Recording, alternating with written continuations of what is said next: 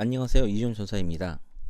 오늘은 예배인가 콘서트인가 라는 주제로 함께 나눠보려고 합니다. 몇 년 전인가요? 우리나라에서 크게 유행한 단어가 있습니다. 그것은 예배 콘서트라는 용어였습니다. 물론 이 용어는 우리나라에서 제일 먼저 쓰인 단어는 아닙니다.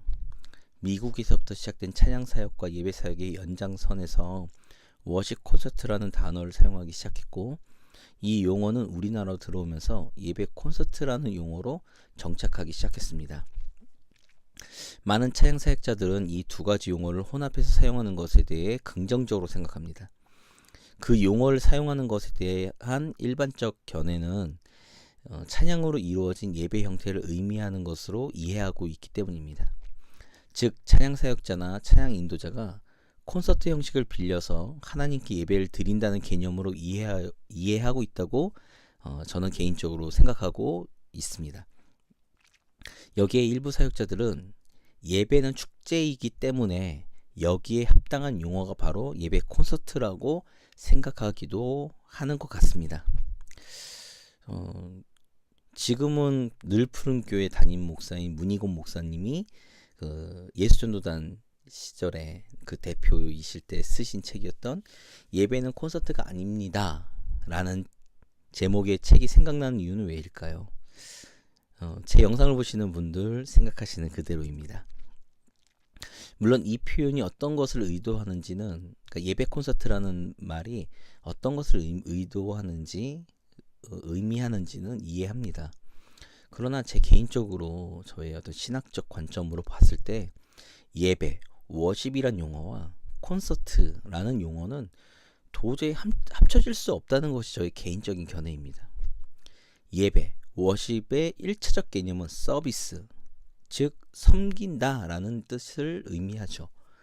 우리에게 예배가 갖는 의미의 첫 번째는 하나님을 섬기는 것, 더 나아가서 삼위일체신 예수 그리스도를 섬기는 것이 개신교 예배의 가장 중요한 개념입니다. 즉, 예배는 만왕의 왕이시며 모든 이름에 뛰어나신 하나님 예수 그리스도가 주인공이어야 합니다. 다른 그 어떤 것도 그 자리를 대신해서 예배, 워십이란 단어를 사용해서는 안 된다고 저는 개인적으로 생각합니다. 그렇다면 콘서트에 대해서 생각해 보겠습니다. 콘서트의 1차적 개념은 발표의 개념을 가집니다. 가수나 연주자나 그 외의 어떤 연기자들이 자신의 기량과 연주 능력을 보여주는 것이 콘서트입니다. 그러니까 즉 콘서트는 자신의 재능과 재주를 뽐내는 사람이 주인공인 것이죠. 예배는 왕 대신 하나님 예수 그리스도를 섬기기로 결단한 회중들이 모이는 시간입니다. 회중들, 성도들이 모이는 이유는 하나님 예수 그리스도를 섬기기 위함이죠.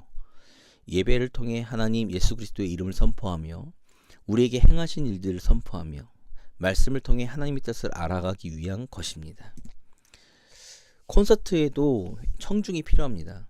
이 청중은 콘서트에서 들려지는 음악과 노래를 감상하기 위해서 모인다는 특징이 있습니다. 이 청중은 자신에게 주어지는 음악적 감동과 음악을 통한 치유를 경험하기 위해 모입니다. 예배와 콘서트는 추구하는 목적이 다르고 방식이 다르고 방법이 정반대의 의미를 지니기 때문에 저는 개인적으로 합쳐서 사용할 수 없다라고 생각합니다. 개념적으로 말이죠. 그럼에도 불구하고 오늘날 우리는 합쳐서 사용할 수 없는 용어를 사용하고 있습니다. 예배와 콘서트는 동전의 양면과도 같습니다. 만나는 교차점이 없는 거죠. 그렇다면 예배와 콘서트를 어떻게 구분할 것인가?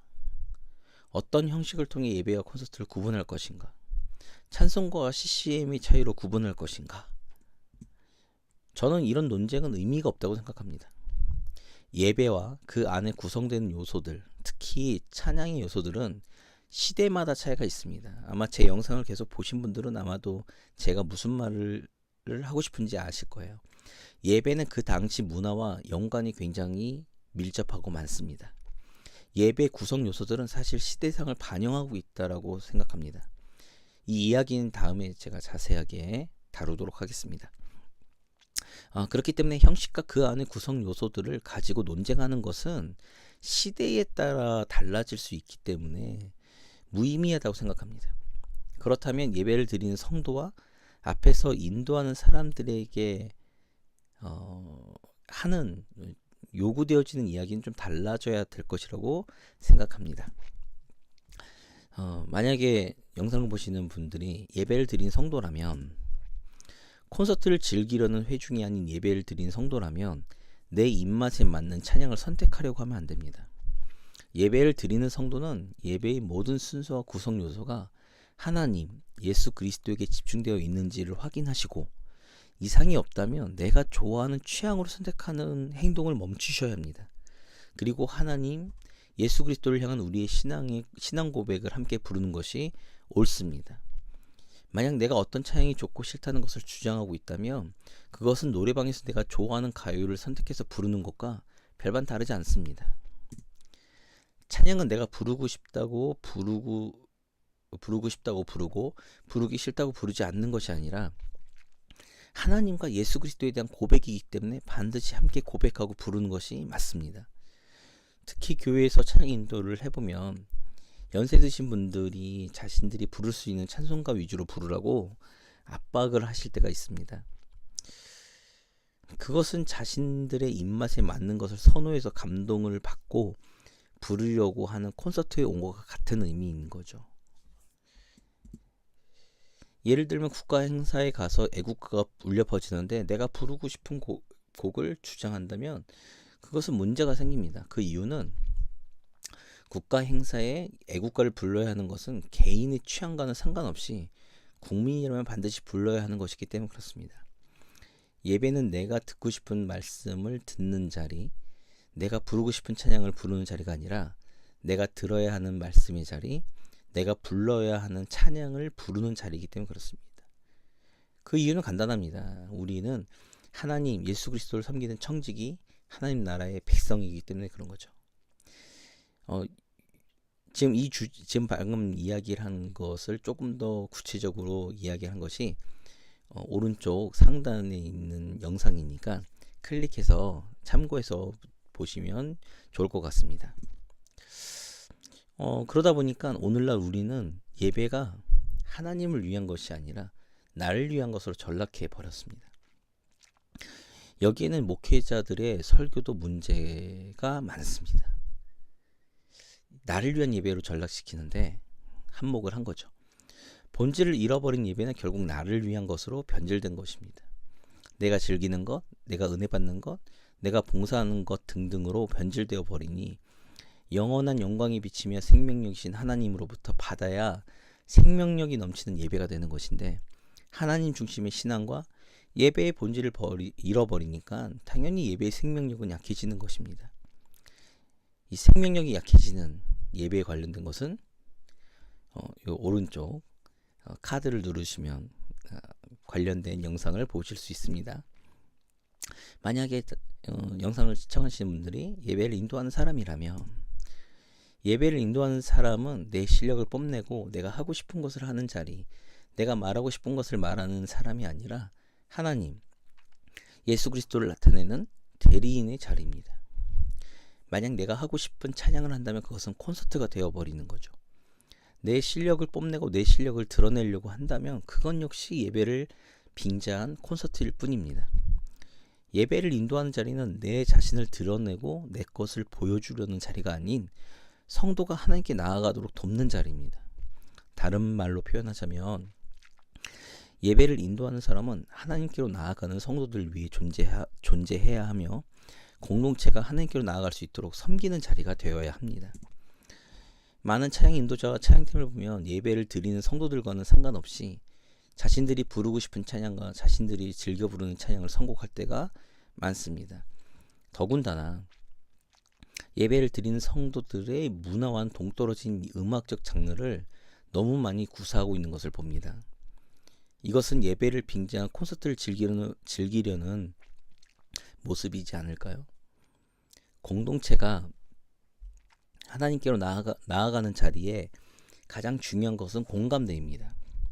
공동체가 반드시 함께 고백해야 하는 찬양, 공동체가 나아가고자 하는 방향, 하나님 중심, 예수 그리스도의 중심의 고백일 때 성도들은 주를 섬기고 주의 이름을 위해 모인 예배 시간에 충분한 호응과 반응을 보일 것입니다.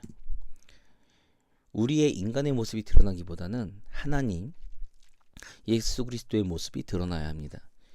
이런 예배 인도자의 전형적인 실패자가 바로 사탄입니다.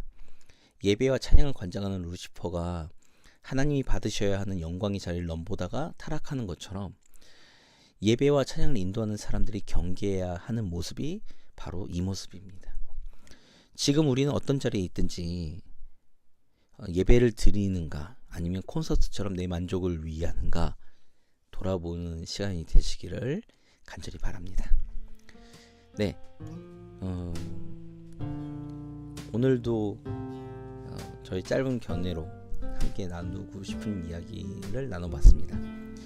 저도 예배 인도자, 찬양 인도자 또한 찬양 사역과 예배 사역을 하고 있고 앞으로 더 깊이 하고 싶은 사람이기 때문에 오늘 나눈 이 이야기들은 굉장히 오랫동안 고민하던 문제입니다. 저와 비슷한 생각 그리고 비슷한 길을 꿈꾸고 비전을 가지고 계시는 분들 함께 나눠서 정말로 하나님께 더 깊은 예배, 하나님께 더 나아갈 수 있는 예배를 위해 섬기시는 귀한 지체들이 되시기를 간절히 바랍니다. 네, 그러면 1인 미디어 크리에이터 사역자를 위해 구독과 좋아요 꼭 눌러주시고요. 오늘 하루도 주님을 향한 찬양과 주의 이름을 높이기 위한 예배자의 모습이 있어서 하나님께 영광을 돌리는 그런 귀한 하루가 되시기를 제가 바라고 찬양의 능력으로 언제나 승리하시기를 기도하겠습니다. 네, 그러면 시청해 주셔서 감사합니다. 네, 다음에 뵙겠습니다. 감사합니다.